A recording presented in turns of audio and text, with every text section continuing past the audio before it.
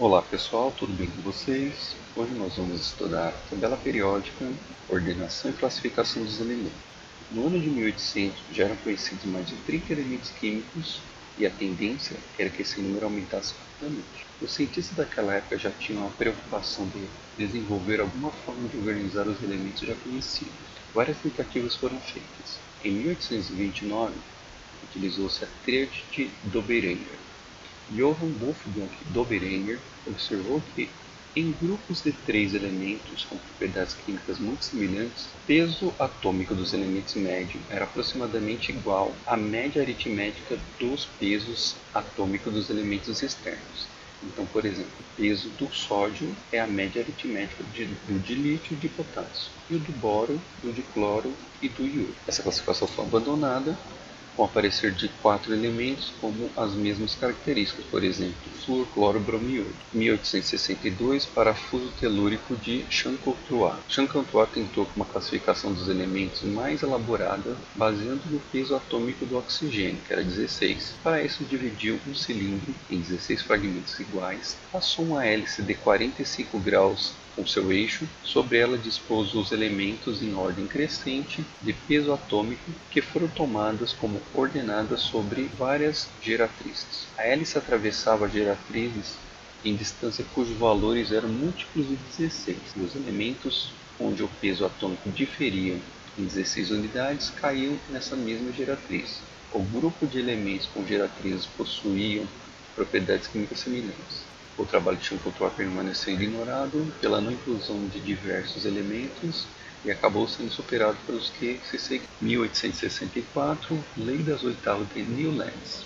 Newlands ordenou os elementos químicos em colunas e em ordem crescente de peso atômico, formando a primeira coluna com 7 elementos. O oitavo apresentava propriedades físicas e químicas semelhantes ao primeiro. Por isso começava-se uma nova coluna.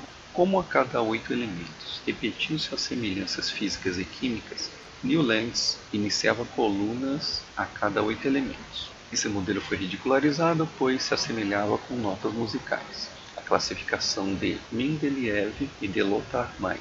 A tabela periódica atual teve início em 1869, com os dois trabalhos independentes, mas bastante semelhantes, desenvolvidos pelo russo Dmitri Ivanovich Mendeleev e pelo alemão Lothar Meyer.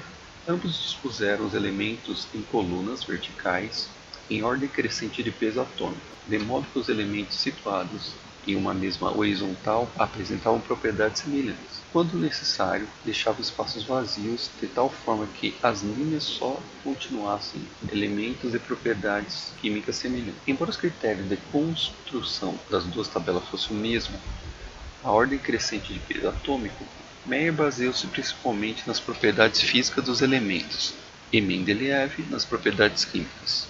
Apesar do mérito de Lothar Meyer, o trabalho desenvolvido por Mendeleev acabou prevalecendo pela divulgação anterior, mas principalmente pela segurança e coragem do genial cientista russo. Além disso, Mendeleev conseguiu prever o surgimento de novos elementos. Em 1913, Henry Moseley usou o número atômico de cada elemento.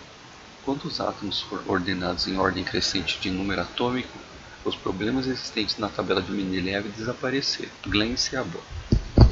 A última grande troca na tabela periódica resultou do seu trabalho na década de 50. A partir da descoberta do plutônio em 1940, Seaborg descobriu todos os elementos transurânicos, do número 94 ao 102. Configurou a tabela periódica colocando a série dos actinídeos abaixo dos manganídeos. Períodos.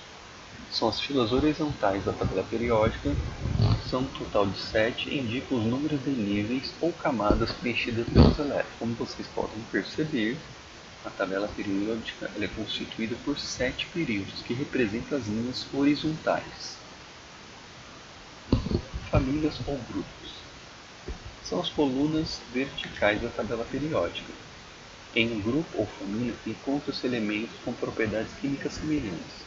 Para os elementos representativos, o número do grupo representa o número de elétrons da última camada, ou camada de valência. Então, o grupo ou família são as colunas.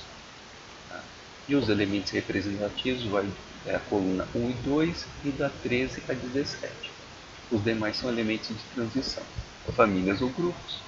Aqui nós temos o nome das famílias, a família 1, que é a família dos metais alcalinos, a família 2 é dos alcalinos terrosos, a família 13 do boro, 4 do carbono, 5 do nitrogênio, 16 dos calcogênios, que é a família do oxigênio, família 17 dos halogênios, que é a família do flúor, e a família 18 do gás inox. E aqui embaixo nós temos os lantanídeos e actinídeos, que são elementos de transição interna. A maioria dos elementos da tabela periódica são metálicos.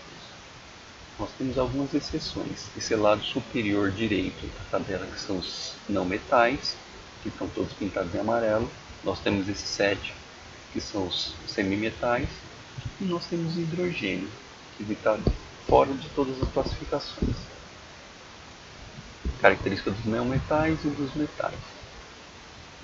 Metais são eletropositivos, ou seja, eles têm tendência a ceder elétrons, são sólidos, exceto o mercúrio, que em temperatura ambiente é líquido, tem brilho característico, são ductíveis, ou seja, têm a capacidade de formar fios, são maleáveis, têm a capacidade de formar chapas e malhas, são bons condutores de calor e de eletricidade.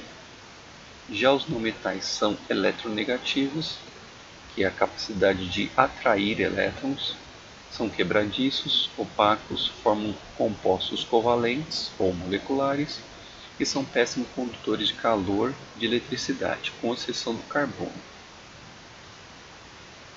Semimetais correspondem aos 7 elementos químicos, são sólidos em temperatura ambiente, apresentam características intermediárias e são bons semicondutores. Vamos destacar aqui o silício, que é utilizado para fazer componentes eletrônicos. Gases nobres, os elementos possuem alta estabilidade, em geral apresentam 8 elétrons na camada de valência, com exceção do hélio, que possui 2. E por último, o hidrogênio, é o elemento mais abundante no universo, é um gás, reage praticamente com todos os elementos da tabela periódica. Só uma curiosidade, o hidrogênio é o combustível mais eficiente que nós temos por enquanto. Aqui é a distribuição eletrônica nas camadas de valência. Aqui nós temos a família dos elementos representativos, que é a família 1 e 2, e da 13 até a 18 no caso. Então aqui é o número de elétrons na camada de valência.